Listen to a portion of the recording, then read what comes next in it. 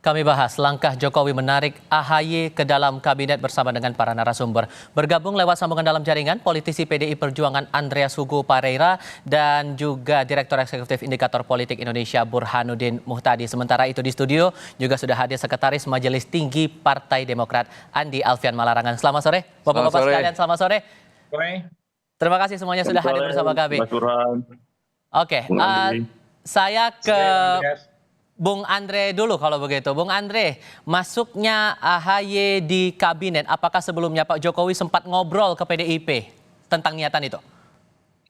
Waduh, saya nggak tahu Mas. Kalau itu kita lagi fokus di dapil, masih di dapil ini. Oke.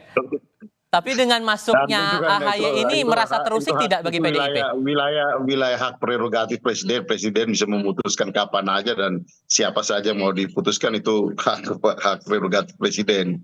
Sehingga saya kira juga ya apa yang sudah diputuskan ya itu adalah wilayah presiden untuk memutuskan itu gitu. Tapi berada di luar pemerintahan hampir 10 tahun terus tiba-tiba di ujung pemerintahan Jokowi masuk, itu gimana PDIP menangkap itu? Biasa aja, dan selama ini juga Pak Jokowi presiden berkomunikasi dengan Pak AHY juga dan Pak SBY. Memang dulu tidak, tapi sekarang situasinya berubah. Tentu Pak Jokowi menghitung untuk ke depan memerlukan dukungan lebih banyak, meskipun waktunya tinggal 9 bulan lagi. Tapi ya saya kira bukan hal yang luar biasa untuk ya ada reshuffle, ada posisi baru untuk teman koalisi baru, saya kira hal yang biasa. Dengan alasan untuk sama-sama membangun bangsa, jadi hal yang wajar menurut PDIP kalau ada Demokrat bergabung di pemerintahan Jokowi? Ya kan selalu seperti itu, mana ada yang orang masuk kabinet untuk merusak bangsa kan? Pasti semua juga bicara untuk membangun bangsa, dan itu hal yang wajar dan seharusnya gitu. Oke, tapi di sisi lain Bang Andi, kemarin kepada Kompas TV Pak Komarudin Watubun bilangnya bahwa ini jelas lah kalau bukan bagi-bagi kue kekuasaan, apalagi alasannya begitu. Merespon itu gimana? Kami sendiri baru tahu tiba-tiba diberikan tawaran untuk jadi menteri Mas AHY-nya. Kami nggak berpikir untuk menjadi bagian dari koalisi pemerintahan Pak Jokowi. Kami adalah bagian dari koalisi Indonesia Maju, pimpinan Pak Prabowo Subianto. Jadi dalam konteks pemerintahan 2024 sampai 2029. Jadi yang pikiran kami kalau kami masuk ke dalam pemerintahan pada konteks 2024 2029, tapi tiba-tiba ada tawaran dari Pak Presiden Jokowi, dan mungkin karena membutuhkan dukungan dari Partai Demokrat, ya, dan bagi kami kalau ada panggilan negara, ya tentu saja kita sambut dengan baik. Semacam bonus atau dan kemudian baru gitu. Tapi sebelum itu juga kan kami juga Mas AHY juga bertemu dengan Pak Prabowo bagaimana, dan kemudian pada saat itu berkonsultasi dengan Pak Prabowo mendorong untuk masuk dalam pemerintahan Pak Jokowi. Jadi dan Pak SBY juga merestui, ya kloplah kita masuk. Kebetulan posisinya juga Menteri ATR ini menteri yang pada dasarnya kementerian yang non politik, lebih bersifat pelayanan sertifikasi tanah, pelayanan pemetaan tanah, pelayanan sengketa tanah, pelayanan untuk ya terutama untuk menghadapi mafia tanah. Jadi ini juga yang pas lagi pula kita tidak menggeser seseorang. Kebetulan posisi itu kosong, yang Pak Hadi jadi Menko Polhukam, kemudian tempat itu kosong.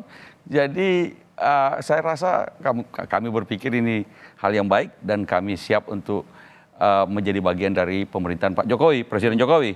Dulu kami konsisten selalu sebagai oposisi di luar pemerintahan, dan sebagai oposisi kami menjadi oposisi yang loyal dalam sistem demokrasi. Sekarang kami berada dalam koalisi pemerintahan daripada beberapa partai-partai lain yang di dalam pemerintahan tapi perilakunya rasanya seperti oposisi. Siapa tuh?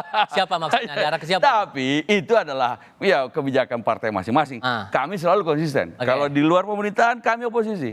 Di dalam pemerintahan kami punya tugas adalah mengawal pemerintahan Pak Jokowi sampai selesai masa jabatannya, walaupun tinggal 7-8 bulan. Tahan dulu di situ. Tapi pertanyaannya, apakah ini bonus seperti pertanyaan saya sebelumnya? Apakah ini dianggap sebagai bonus untuk bisa menghalau hak angket yang lagi banyak dibahas di beberapa kalangan begitu, terutama dari pasangan nomor 3? Oh, kami nggak pernah merasa itu bonus karena nggak pernah berpikir soal ini. Yang kemudian yang terjadi kalau soal hal angket, memang kami sependapat dengan pikiran bahwa pandangan kami bahwa urusan sengketa pemilu ranahnya di Mahkamah Konstitusi.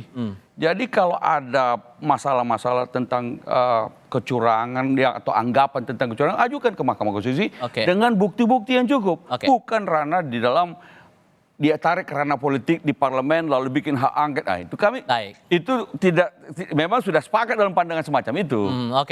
Mas Burhan, kalau Anda mempersepsikannya atau menilainya ini membawa AHY masuk ke pemerintahan di sisa masa pemerintahan Jokowi ini, apakah sebatas untuk menghilangkan bayang-bayang Megawati dan PDIP bagi Jokowi atau ada hal lain? Ya, begini Tifal ya, kalau kita lihat berapa kali Presiden Jokowi melakukan reshuffle, itu hitungan saya sudah 9 kali.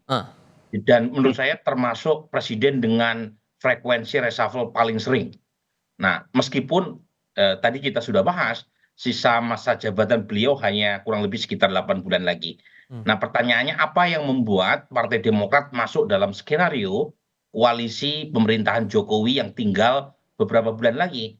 Saya kira faktor politik tidak bisa diabaikan di sini, yaitu seiring dengan hubungan panas dingin Presiden Jokowi dengan PD Perjuangan, terutama pasca Pilpres. Ya, sebelum Pilpres pun sudah terasa, dan itu membutuhkan semacam rekalkulasi strategi berkaitan dengan postur koalisi. Karena kalau misalnya PD Perjuangan keluar atau tetap di dalam, tetapi secara politik mengambil sikap kritis terhadap pemerintahan, maka perlu ya mitra koalisi baru untuk menandingi inisiasi atau manuver politik di parlemen. Salah satunya adalah usulan berkaitan dengan hak angket. Karena bagaimanapun PD Perjuangan adalah partai dengan kursi terbesar.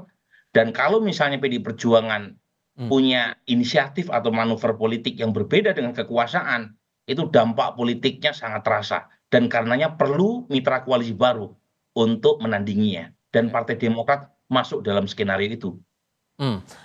Pertanyaan berikutnya muncul karena ini kan posisi Demokrat di awal 2019 bukan pihak yang memperjuangkan Presiden Joko Widodo saat itu, tapi kemudian dengan kehadiran Mas AHY di dalam kabinet, apakah ini juga mengancam posisi menteri-menteri yang berasal dari kalangan PDI Perjuangan? Dan apakah ada niatan juga dari PDIP untuk menarik menteri-menterinya di dalam kabinet? Jawabannya nanti ya Bapak-Bapak, kita akan lanjutkan diskusi usai jeda berikut ini.